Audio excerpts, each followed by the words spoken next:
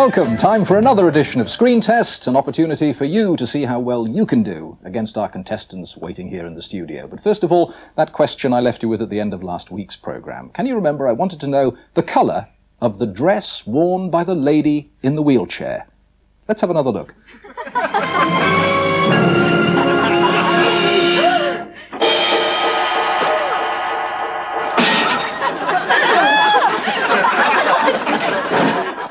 The colour, of course, was red. Let's get on with this week's programme.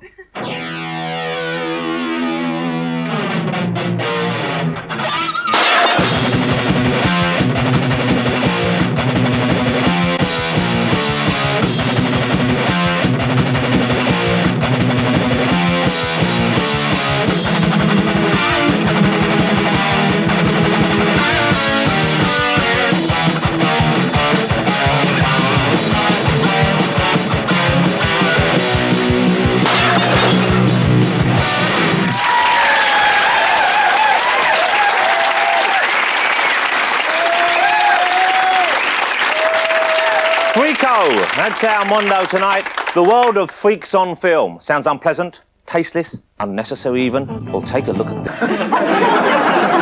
There she was in all her 73-inch double D glory, Chesty Morgan, in the 1970 film Deadly Weapons. Now, of course, you're a mature, sophisticated, enlightened 90s audience. You wouldn't pay at your local cinema to be entertained by the sight of freaks on film, or would you?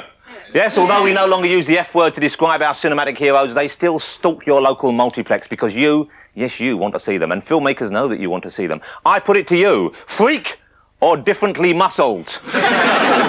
Freak or plastically enhanced?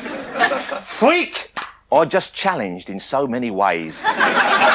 You see, freaks in the movies go together like Fred Astaire and Ginger Rogers, like Bernie Winters and Schnorbitz, like Jeremy Beadle and that silly little beard he's got, which he thinks disguises his several chins, when in fact it just draws your attention to them like a magnet, a powerful hair magnet.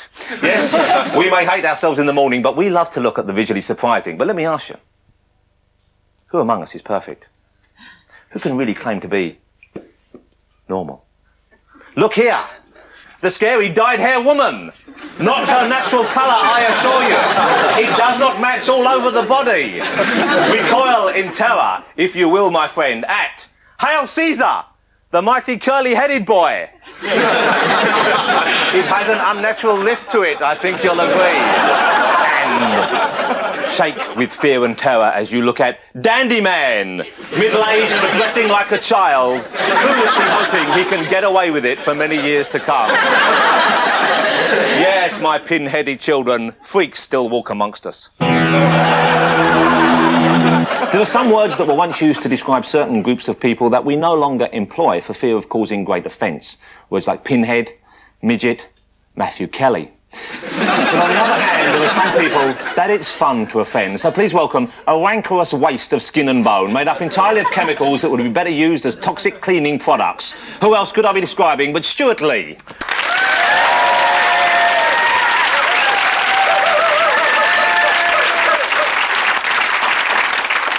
Stuart, thank you. Unnecessarily rude, wasn't it? It was, yeah, but it was enjoyable for me, certainly. Thank you for being here. You are physically perfect in every way. That is true. To that I can testify. You watched a movie for us this week on behalf of the show. You took a film home, you viewed it, and you're ready to report back. Tell me about the film and give us, if you will, just a little bit about the storyline. OK, I've been watching For Your Height Only, right, which is a Filipino spy film, which is exactly the same as a Bond film in every way, except for the fact that instead of a normal-sized man playing the spy, there is a 2-foot-tall one.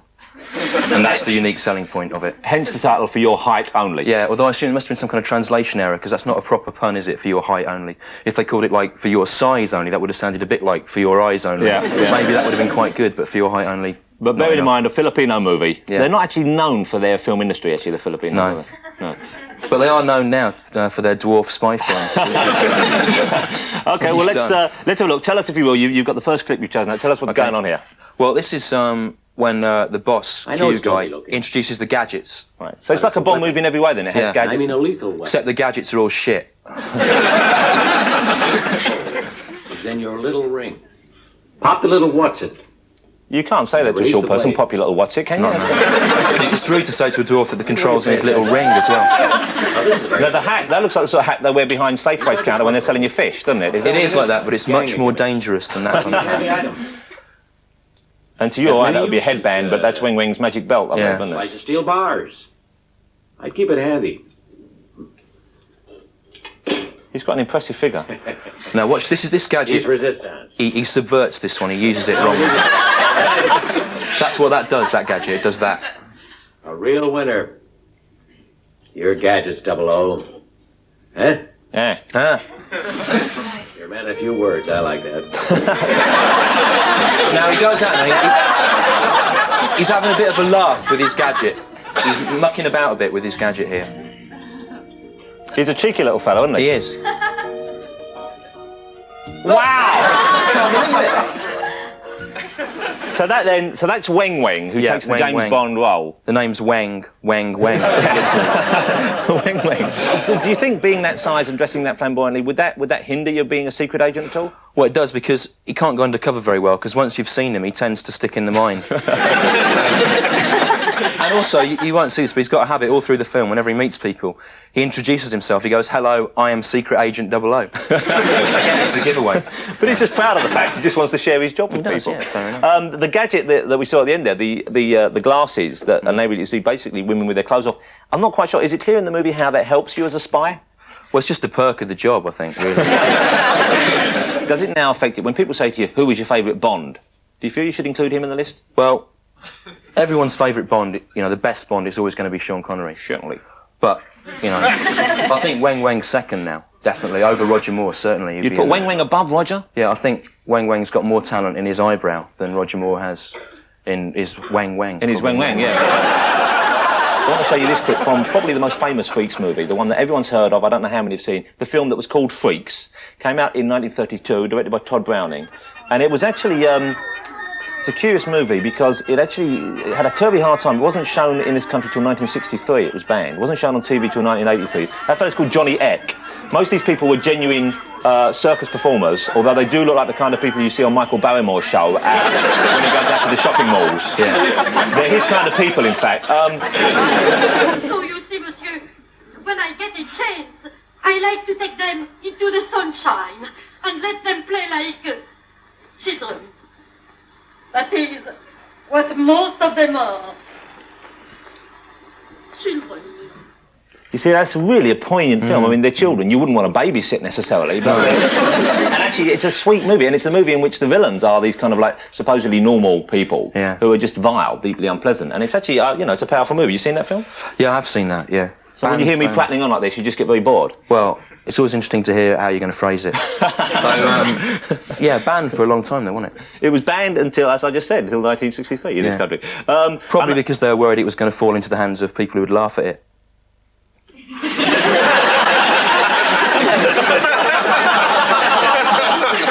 Just a thought. I don't know who these people would be, but... And the winning lottery numbers for this week are... Let's have another look at For Your Height Only. Yeah, this is a compilation of all the best fights. We get to see some of the gadgets in action here. There we go. Oh, there's the hat. Yeah, the hat. Now, it's dangerous there, but now it's just... All it is just a sort of frightening hat now. And it's the hat that flies near you and scares you away. They're terrified. I know, well, you've got to think they're from a third world country. That would be... I mean, even to us in the modern age, that would be frightening. Without gimmicks and Look at that on gizmos. his head there, spot on. That's good. He's very good at steering it. Yeah. Here you see him using his size ability to hide in a bush and kick blokes in the balls. In fact, all of his fighting skills are mainly based around that. Well, why Except is this that? bit, he gets the baddies to help him there, and they make the balls again, their genitals. Why is he going for the genitalia all the time? Well, that's what's nearest to it. Look at that stamping, right? He's obsessed. He is. I mean, you use what you use what you can see. Do you think we're going to get short people campaigning outside our houses? Well, it's a bit late to think about that now. It is, isn't it? I just say how turby I am to drag you into this. It's all right. It'll be the immediate equivalent of a fatwa, like a shortwa. What can they do? It'll be a wenwa. What can they do? Kick me in the balls. Kick you in the balls. Scare you with a flying hat. Yeah. Let's have a look at another movie, shall we? This is a curious one as well. This is a film called Chained for Life that was directed by a fellow called Harry Fraser, and this dramatised the real life of two Siamese twins who'd actually appeared in the film Freaks. But this film, as you can see, it's kind of an overly dramatised version of life. They were Siamese twins. They worked together. They performed together. This is real Siamese twins. These are real Siamese twins in bed together, of course. They have no choice. Well, exactly. And this is a dream sequence in which the blonde twin, who's just about to get married, imagines that she is not anymore a twin of the Siamese variety. Now they've cut to another actress, of course, because they couldn't afford to actually separate her for the movie. And then stitch them back together. No, you'll see. Well, she's obviously still hiding under the blankets there or something. But look, she's having a good stretch, as you would be if you were chained to someone for all your life, poor thing.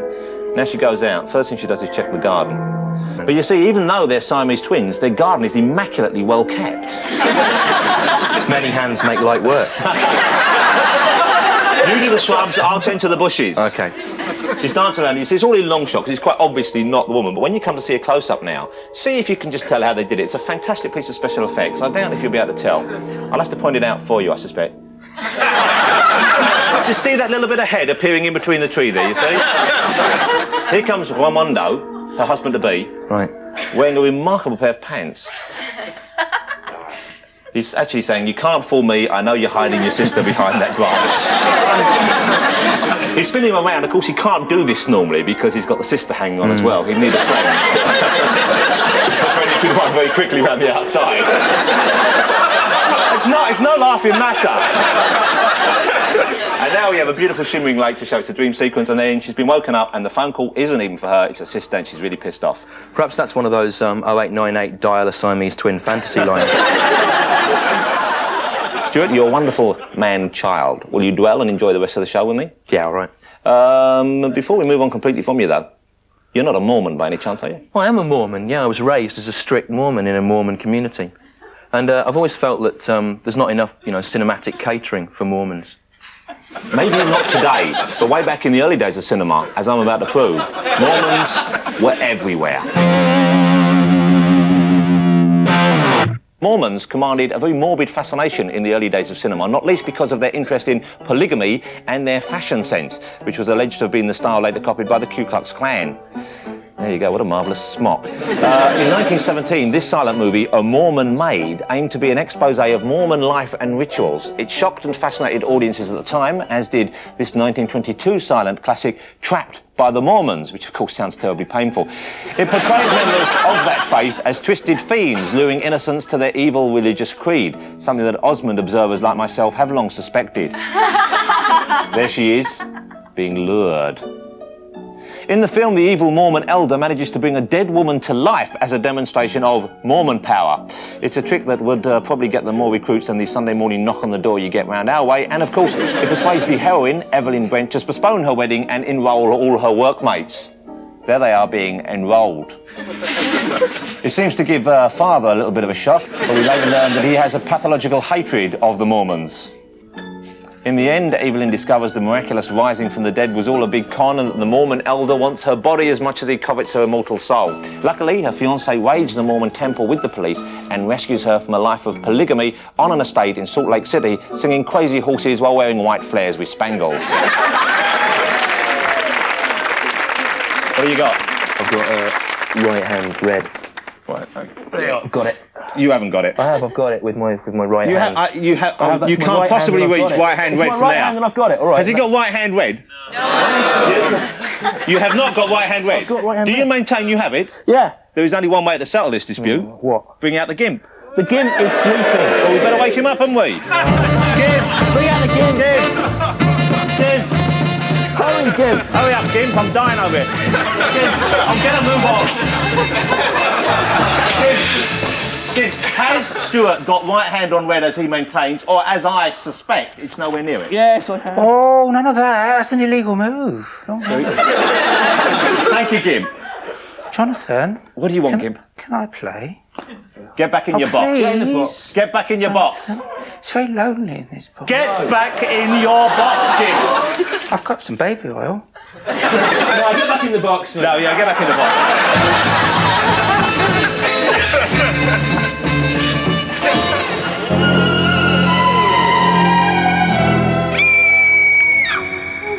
you shudder every time you pass the video store? Well, you might do if you were this lady, the owner of a Shishi West London antique shop. I'm very popular with real gentlemen, on account of the fact that I speak fluent French. Virginia Wetherell sells Victorian knickknacks. 25 years ago, she made her living removing them in films like Dr. Jekyll and Sister Hyde. Undo me. There's a dear. There was a snobbery element in those days. You know, it was all right to go off and do theatre and tour and all that sort of stuff, but to go away and do a Hammer film, and, it was a bit tacky. Oh, I hope you're not going to be too vigorous, dear. I mean, it's been a long, hard night, and I don't want you... Virginia's attacker in this scene was her future real-life husband, Ralph Bates. I seem to recall, I think Ralph cut your corset off, didn't he? Mm-hmm. Good corset cutting scene. Oh, not bad. But then, of course, he kills you, so it's all wasted effort, really. Yes, that's the first day we met. It's funny, I took my wife to the cinema. Probably the high point of Virginia's acting career came when Stanley Kubrick offered her the psychologist role in A Clockwork Orange. Of course, there was a small catch. Stanley insisted on personally selecting her knickers. Was he looking for a specific colour? Or were they all Oh, the no, same? they all had to be white. So they were all white? White drawers. Oh, come on, he's just indulging in a It prepubescent isn't- fantasy. Well, who cares? Who cares? Good luck to the man, I say hats off fella, but... If that's his buzz, it got him a lot of places, didn't it? Virginia Wetherell. Pants for the memory. One man among us has chosen to shun taste and decency like a dentist probing into the pulpy nerve matter that lies at the heart of society's rotten tooth. His name? His name, Alex Winter. He once formed half of Bill and Ted's Excellent Adventures, but as the director of Freaked, he's the man responsible for bringing you Mr. T as a bearded lady. Okay. Truly Ernie, who's going to be Nosy the Nose Man? What? Cowboy! Howdy! The bearded lady! How you doing? The eternal flame! Nosy the Pinhead? The hideous frogman! And of course, in the center square, Mr. Paul Lynn!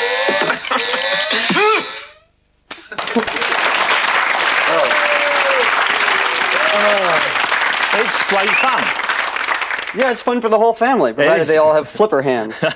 But of course, that's you at the end there with the horrible, half-made-up sort of mutiny look about you. Yeah. Now, was good that half. that was something? Obviously, this is your movie, so you decided you wanted to be there. I Was, did. Was partly that to sort of get totally away from the Bill and Ted look, or is it something you've always wanted to look like? No, I've been on a drunken bender, and by the time I got to the effects guy the next morning, I'd made a horrible mistake that was cost me 4 months of excruciating pain and misery. It's like someone who gets drunk and wakes up with a terrible tattoo. Exactly, yeah. And of course, under the dog boy makeup there, that is of course Keanu Reeves. It is indeed, yeah. The other man, and I believe there was not much makeup involved there. You just asked him not to shave. For a couple of weeks, yeah. You're making a film, and you're working with people. You're working with crew, with camera guys, with operators who maybe aren't as aware of the niceties of modern life as they should be. Was Right. that a problem? Was there friction between them and the people who were slightly different? No, there was insensitivities, one could say. The worst came was one night I was shooting at 3 or 4 in the morning, and you have what's called a first unit crew and a second unit crew, especially when you're doing as many effects as we have. And I never knew the second unit crew. They'd show up at midnight, and I'd hang around anyway to watch them shoot. One night we were shooting a scene with my friend Arturo Gills, brilliant guy, who was in Bill and Ted's with me, a little person, physically challenged, midget, whatever you want to call him. And he's standing on top, it's a very delicate scene, and he's standing on top of an upturned garbage can, dressed as a clown, farting his weight out of a giant megaphone. Right. So he'd been in preparation for this for a long time. All his life, Oh, I imagine, absolutely, yeah. And I'm watching this, and I really don't want to break his, the actors, how they are with their... It's concentration. Absolutely. Yeah, you got to fart your weight out of a megaphone. You want to focus on it. So To draw up some childhood memories to play off. we have this very large, this muscle-built black sound guy, which means he's the boom man. He's holding this huge boom microphone. He's gigantic. I mean, he looks like Arnold Schwarzenegger. And I didn't know him from Adam because we had different crews, second unit every night. And we're shooting, and everyone's being very careful not to use the wrong terms, and no one says the M word, and everyone's saying physically challenged, everything's fine. And this voice sounds like kind of Barry White, Isaac Hayes comes booming across the studio. He's like, "Yo, move that midget. I'm getting a shadow off that midget. So everyone just sort of picks up. Sort of PC nerve kind of goes off. And I'm thinking, geez, well, he's kind of the damage is done. And Arturo's he's got a great sense of humor. He's a really savvy character. So I figured Arturo, if anybody, can handle it. 5 minutes goes by. He says, damn it, didn't nobody hear me? Move that midget. Well, I have to move that midget myself. I'm getting a shadow off that midget. I'm thinking, oh, yeah, this poor guy is really going to be offended. So I get up and I walk over to this character and I say, look, I don't know if you realize this, but they don't like being called midgets. They like being called physically challenged, little people, all of these things, but, it's very offensive. And he looks at me, and I've never seen a black guy go white before. His whole face goes totally white. And he says, no, he says, I'm talking about that light. It's called a midget, a mole midget light. And I said, well, you better go over to Arturo and apologize. So he walks up to him, and he's like smaller than Arturo now. He's like, hello. I'm very sorry, I used the word midget. He says, that's okay, I was about to tell him to get that nigger out of the studio.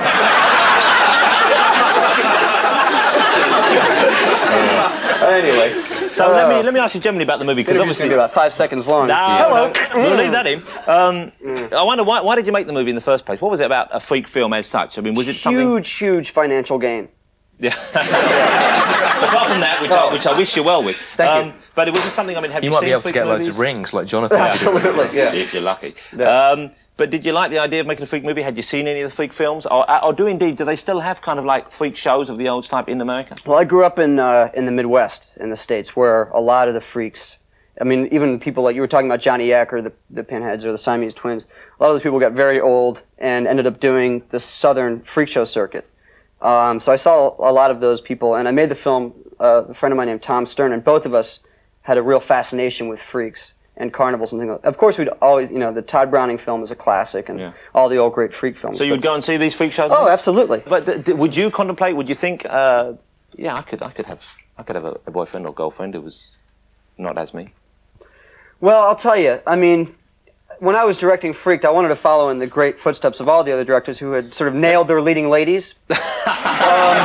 So it ended up just being me and Mr. T. But Jonathan, I was sort of curious to know whether that sort of thing has ever happened to you.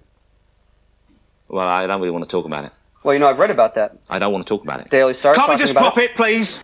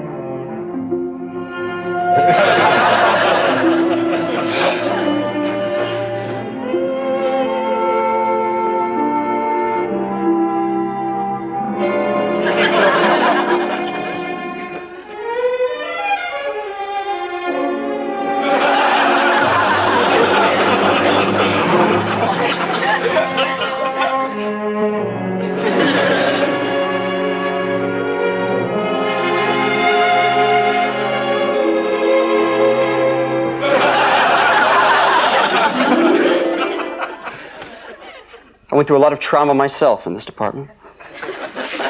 Keanu Reeves.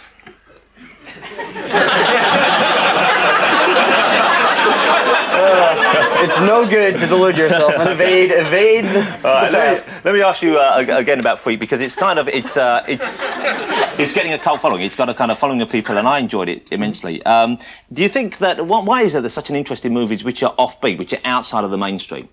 I guess because the mainstream has gotten so mainstream that you go to the movies now, and there used to be a time when you go to the movies and you'd see all these sort of fascinating things going on, and they've gotten, it's like you go see Die Hard, it's sort of like, Man and Train, Go see Schwarzenegger, it's Man and Muscle, whatever. I think it's a way for people to see movies that are more interesting, that have all different kinds of things going on in them. Like Deadly Weapons. Yeah. Or Little Cigars. You guys didn't show a clip from Little Cigars, which was, when I was a kid, one of the most disturbing films I ever saw. No, I've never heard of this. I saw it at a drive-in in the Ozarks. You've beaten him, he hasn't seen it. Oh, no, I remember now. I do remember it now. But sadly, that's all we have time for. Little Cigars is a gangster film with midgets. It's an all-midget gangster picture. Now you've made me very upset. And it's fantastic. Yeah. And it's good. And they've got these Tommy guns, and the guns are bigger than they are. So they're sort of holding on to them like this. sliding down escalators. Oh. I mean, it makes Wang Wang look like, I don't know, Can you see a my giant. mouth? Can you see my mouth? He's watering. now, I've got to raise something to you, Alex, and if I'm at all out of line here, please give me the answer and then slap me or whatever you have to do. But Keanu, you work with in Bill and Ted. He's great in Bill and Ted with it. He's fantastic. He's pretty good in Speed and stuff. But most of the movies he's in, he's as wooden as a splinter. The guy, he does look like a log warmed up. Now, what's going on there? He's great looking. People love looking at it. I personally find him about as sexy as a guy can be for me without me wanting to stray too far from the straight and narrow. But Very well put. I'll acting, just buy that. acting is not his strong point now, is it? Well, it's going to get boring for you guys, but No, yeah. it's not. We love to hear dish the dirt on huge celebrities. Is he aware of the fact that he's probably not the most accomplished and emotive actor in the Western world? Well, to be honest with you, in the Western world, what's he competing with? Schwarzenegger? Schwarzenegger's a good actor. Oh, come on. Who else can say "fuck your asshole" like Arnie? The bald-headed man on your table. No, could do I that. maintain if it was Arnie and it was Keanu and they were looking for, some sort of, they're remaking Taxi Driver, say they're looking for someone to play. You would take Schwarzenegger over You'd have to Jennifer go with Tetris. Arnie. Well, Keanu would get it because he's got talking the to me? chest and he's got the looks. I'm and he's got speaking the, to me? he's got the big brown doe eyes. Yeah. All right, I'm no Keanu Reeves. Yeah, it's jealousy, I think. So you're not going to answer the question? How do I answer that question? Just tell me whether you think he's a good actor or not. I think he's a great actor. Oh, you liar! You lying puppy! I still always find him enjoyable and watchable in films, though. So, Right. he has So he's you nothing to fear. Alex, one final question. The movie's great fun. I really enjoyed it. I didn't know whether I expected to. It is. It's a tremendous fun film. Does this mean that in terms of acting, you don't act anymore? You're going to stick with directing, or are you going to? Yeah, I stick with directing as long as I can. I'm doing a lot of that these days. So as long as I can stay on the other end of the camera, then I will. You prefer that? Yeah. Yeah, I do. Okay, well, it's good. You're doing a good job at it. I enjoy it fully, and thank you so much for being here this evening. Absolutely. As yourself, Mr. Alex Winter. Alrighty.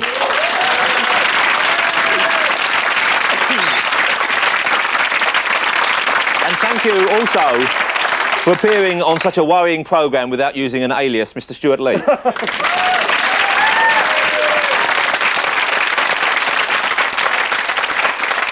And I would just like to say I do not necessarily endorse any of the views expressed in the show, including those I said myself. And so our perfectly proportioned, normally sized, beautifully featured programme comes to its all too gorgeous end. Yes, we've moved on from those distant times when Mondo Frico films were popular. Those who were once considered different are accepted, quite rightly, for who they are, not what they are. And I speak from experience, for I too have a difference, which I am not ashamed of, which in fact I proclaim. My third eye watches you, watching me, my friends. Now enjoy the sound of Never Say You'll Never Fall in Love from Chained for Life. Good night, children, everywhere.